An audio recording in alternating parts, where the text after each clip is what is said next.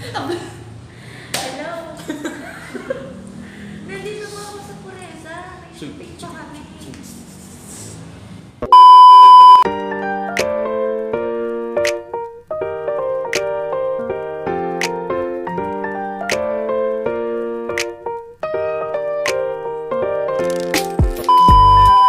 Hi guys, what's up? Vincent here. I'm Arian, Lara G, and Janelle, and we're here to discuss about the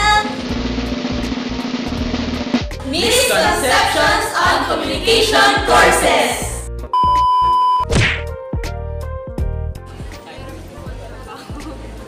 Kasi madalas ang mga kinukuha sa mga office yung business courses, ganun po. And sa communication po, siguro po yung may mga company po na kunwari yung related sa communication. Pero madalas po kasi mas may pag mababa po yung sweldo, ganun. Okay, so number 1, mahirap kumuha ng trabaho. Mahirap ba? Parang Hindi naman. Hindi siya. Wala pa akong trabaho. Actually, for me, hindi naman mahirap.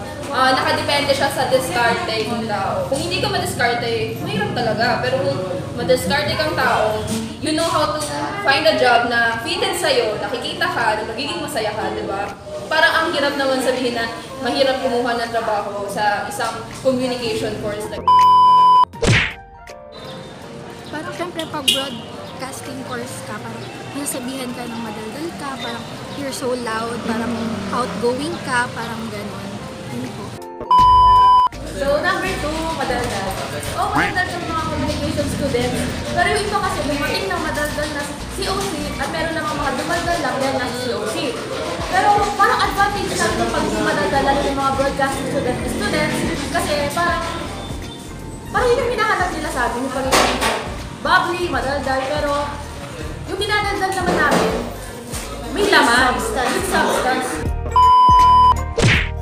So I think yung common misconception about communication courses is most of the time, nagde-devalue natin yung importance and significance ng communication courses when in fact, sobrang significant na lalo na sa present time or in information age na today and sobrang highly accessible and attainable na napag-gain ng information. So I think yun yung common misconception na parang sometimes hindi natin nabibigyan ng importance and kapag yun yung pinipiling course, minsan discourage pa ng friends or even family. But in reality, it's very significant and important lalo na ngayon.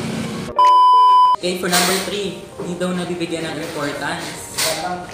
True naman sa akin. Bakit naman? Yung ex ko, di ako bigyan ng importance. Ingatan mo siya, binaliwala niya ako dahil sa'yo. Partly yes na masyadong nang na-overlook itong communication courses sa panahon ngayon, but when in fact, tama din si ate, pero naisip nyo ba na kundi dahil sa communication courses, sino tagapaghatid ng balita sa inyo? Through media, and sino yung mga tao sa likod ng mga pinapanood ng mga drama o sa TV, di ba? Okay.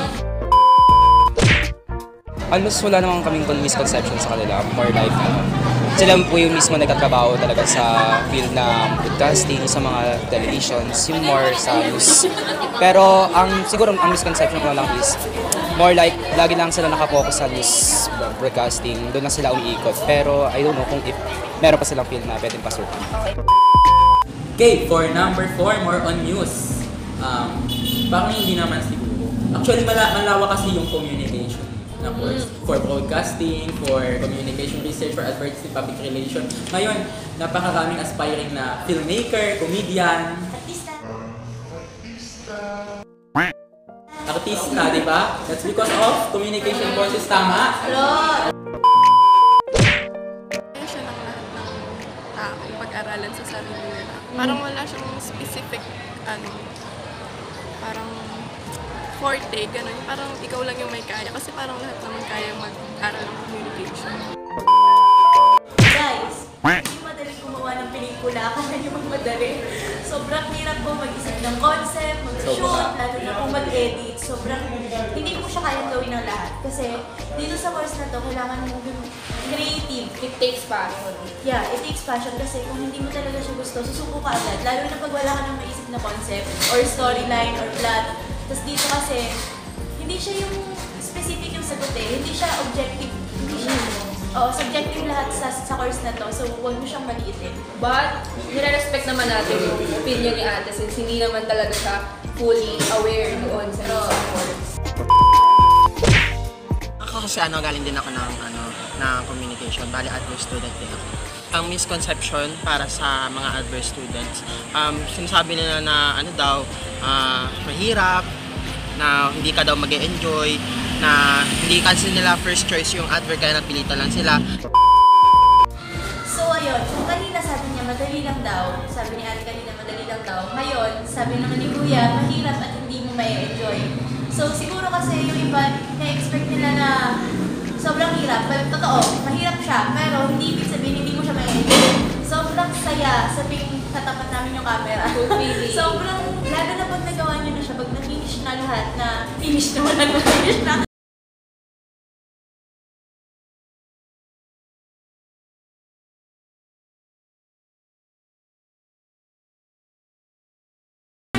Tapos na i-edit, tapos na i-shoot, tapos mapapanood niyo na yung final na gawa. Sobrang fulfilling.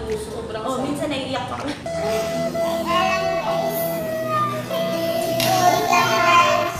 All the hardships, natapos mo. Sobrang magiging fulfilling, ang sarap sa pakiramdam. After ng lahat ng pagod, nakakapagod siya pero worth it. I think the most common misconception sa mga communication students sa course nyo is yung mag-e-end up kayo sa call center agent, maging call center agent sa BPOs, ganun. Mag-e-end up sa call center agent. So ito, depende sa tao kung mag-e-end up ka ng call center agent or hindi. Meron kasi mga estudyante na kapag nangailangan ng pera, financially ganyan, sila magsa-summer job na call center agent. Tapos, malaki kasi yung kita doon, kaya huwag masyadong malitin. Kasi, nag-call center agent ka, tapos may naipon ka, pwede mo pantuloy yun for next school year, gano'n. Kaya maganda rin yung call center agent, kasi malaki din yung sweldo doon. Yun, gano'n. Yes, tama. Ang common misconception ko sa mga communication courses, wala daw pong pera doon. So, ayun, wala daw pong pera sa communication courses. Agree? Agree. Sa course mismo na parang habang pinag-aaralan mo, mawawalan ka talagang pera mga be. Kasi ito din yung napakagastos niya. Pero Production lang. Oo, it's fun and it's worth it. Pero kung tinutukoy niya na sa after graduation, wala kang makukuha ang pera kung ito yung course mo, that depends on you. Kasi hindi naman lahat ng mga broadcasting students or communication students na graduate sa course na to ay yumaman or humira. It actually depends on you. Kasi nasa diskarte mo yan eh. Huwag mong gawing basehan yung course mo sa pag-unlad mo sa buhay, okay? Okay. May pinapanigan po, hindi po fair, kumbaga, tawag dito, if politics po, kunwari yung pag-uusapan, ganyan, kung ano po yung mapera, kung sino po yung mapera, doon po papalig yung balita. For me po and yun po yung ginagawa nila. Bias daw, and may pinapanigan. So, bias nga ba? For me, kung ako tatanungin, it depends pa rin sa tao. Hindi naman natin pwedeng i-generalize na lahat ng communication students, lahat ng communicators, kahit yung mga professional na bias, depende siya sa tao talaga. Ang hirap din magsalita, kaya ayun lang. Hindi lahat. It happens, but we're not in the position to say that it does. Yes. But, kuya, we respect naman your answer. Minsan, sabi nila, nagsusulat yung mga journalists para mag-promote ng certain na agenda and also maging against sa isang political idea doon. Ayan. Nagsusulat daw or nagsasalita lang to promote a certain agenda. Again, kung connected sa previous answer ng ating kaisko, it depends. It depends dun sa tao talaga. Hindi natin masabi na lahat eh. Malay mo naman, si ganito, nagsalita siya para kay ganito kasi yun talaga yung totoo. Or who knows, di ba? We always have an agenda, pero hindi natin alam kung positive siya or negative. We can judge naman people because Kasi kaya nga kami nag-express promote our agenda, pero it doesn't mean na it's negative always, And again, it is hard to generalize because iba-iba ang tao, and we can say na pag communicator ka, kapag reporter ka, or any profession na related sa communication, nag-promote lang. Ganun. Common misconception sa mga students ng communication is lahat parang common sa kanila yung pagiging confident kasi sa course nila parang natural na yung pakikipag-usap or pakikipag-interact sa ibang tao. So parang isang requirement sa kanila yung pagiging confident. Confident. So parang hindi siya totoo kasi parang ako, pumasok ako sa COC na mahiyain. Ako din. Kaya na pagpagpapag. Kayong dalawang pagpagpag. Parang hindi naman lahat kasi may mga pumapasok kasama ko kanina na mahiyain pa na tameme lang mag-ano tapos takot sa mundo. Tapos ngayon lang sila nagkaroon ng kapal ng mukha para humarap sa maraming Sa loob na sila ng COC na nag-video. Siguro isa sa mga misconception sa ating mga mass comm student na kapag pumasok ka ng PUP, kung sino ka, yun ka. Ngunit pag lumabas ka, parang magbabago yung gender mo or kung sino ka. For example, kapag pumasok ng lalaki sa COC, kapag lumabas ka, sasabihan ka na pwedeng gay ka or etc. Ganito, marami kasi usap-usapan talaga na pagka pumasok ka sa College of Communication, pagpasok mo, lalabas ka na. Oo. YGB. Pero, hindi ko alam kung saan ano. Marami talaga LGBT members sa school namin. Pero, Because yun yung gusto nilang tahaking landas. Hindi naman pwede tayo sa course. It's my choice. Siguro sa communication as a course, yung opportunity siguro mas lesser. For me, okay. Lesser opportunity. So, hindi naman totoo to. Maraming opportunities yung mga communication students kasi sa panahon ngayon, which is modern world, parang kalat na yung media na kahit saan pwede kang magtrabaho pag communication graduate ka. Tulad ng editor ng mga magazine, event organizer, call center, gano'n, malaking sweldo na na. Wala masyadong matawag dito, super academically inclined na parang libro-libro. Hindi raw masyadong academically inclined. Grabe naman. Lahat naman tayo na courses, di ba, sa college, kailangan ng utak. Kasi, di ba, we as a communication student, kailangan ng utak, diskarte. Laban na laban hindi lang academically umiikot talaga tong pagiging communication courses, and piniprepare din natin yung sarili natin para sa future natin and sa inaasam nating profession. Hindi academically inclined, mai-apply siya pagka-shoot ng prod, pero the way na nag-work yung mga productions behind the scenes, yung pre-prod, kailangan namin pinag-aaralan pa rin. Tapos yung sa English, may English din po kami. Maybe gusto lang sabihin ni ate, guru tayo. hindi siya yung pinag-aaral natin, hindi katulad ng mga pinag-aaralan mo sa Sa ibang course. Pero nag-aaral pa rin naman po. Kailangan pa rin po ng pag-iisip. Kailangan pa rin na mag-isip ng puspusan.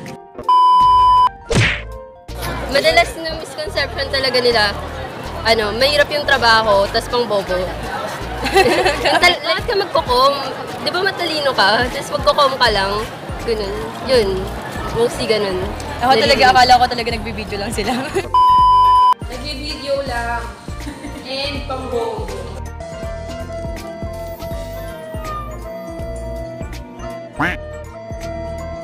Siyempre, nirespeto pa rin naman po namin. Maybe, narinig mo lang yung misconception na yun. Pero of course.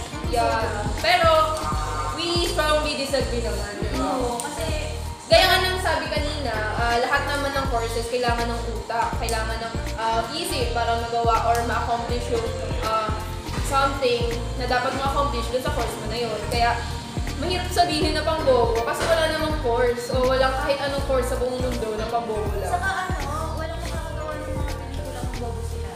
Tsaka yung nagbi-video lang, siguro marami lang talaga sa COC, sa College of Communication ang nag-vlog, nagbi-video, pero meron din naman na from other courses. Hindi siya madali. Hindi ko yung nag-vlog ka lang, bobo ka na. Kasi kailangan mo pag-isipan na mabuti yung concept talaga. Kung paano ka makikitungo sa harap ng camera. Kung ito ba, magugustuhan mo ito ng audience mo or hindi. Kung paano mo siya lahat kailangan i-edit. ka. Kaya guys, tandaan nyo, hard work and utak. Bagsakan ng mga hindi nakapunta sa quota course. Another harsh na misconception is bagsakan kami ng mga hindi umabot sa quota course. Actually, first choice ko to. First choice ko dito. Ay, hindi pala. At saka ang dami pang bukas na course ito binili ko. Take Alam note. nyo ba, nung time na yun, papunta na, kasi first day ako na enrollment nung lang sa PUP. So, marami pang available na course noon. Pero, pinili ko yung broadcasting kasi para sa akin siya yung pinakamaganda for me. For us. For us. Iba-iba naman ang passion ng mga tao. Kasi kami ng course. Naman ganun kababa yung communication para maging Alam nyo ba, ang galing na cut-off sa communication. Mas komportable. Madali daw pera. Wala daw gagawin mas magkakapera na. Lagi yung sinasabi sa amin. Okay, so for the last misconception, mas komportable at madali ang pera. Actually, hindi No. naman. Wala namang trabaho na wala kang ginawa, magkakapera ka Parang isinari sa lahat ng course, trabaho, ganun. Pero for me, ito yung opinion ko. Lahat ng trabaho, madali as long as gusto mo yung ginagawa. Hindi ang gusto lang niyang sabihin na madali lang yung ginagawa sa course. Hindi naman, hindi. Actually, may mga times na nade-depress kami Hirap, kasi pagod, hindi hirap. namin na-accomplish yung gusto namin maka-accomplish naman. Kasi pagka nandito ka eager ka lagi na maglabas ng unique na concept. Kaya na-disappoint kami minsan pagka hindi ganito ganda yung nai-release namin na parang, dito lang yung kaya namin today. So ayun, sa lahat ng naging interview namin, ayun yung mga misconceptions na nag-gather namin from the other students from different courses. So sana itong vlog namin na ito nakatulong. Nakapagbukas ng isip at parang nabago. Yung mga ibang fresh bago. Sana nagkaroon kayo ng idea. But still, nare-respeto naman namin. Kasi positive and kaya nga siya tinawag na misconceptions. Kasi ano lang siya, parang maling haka-haka.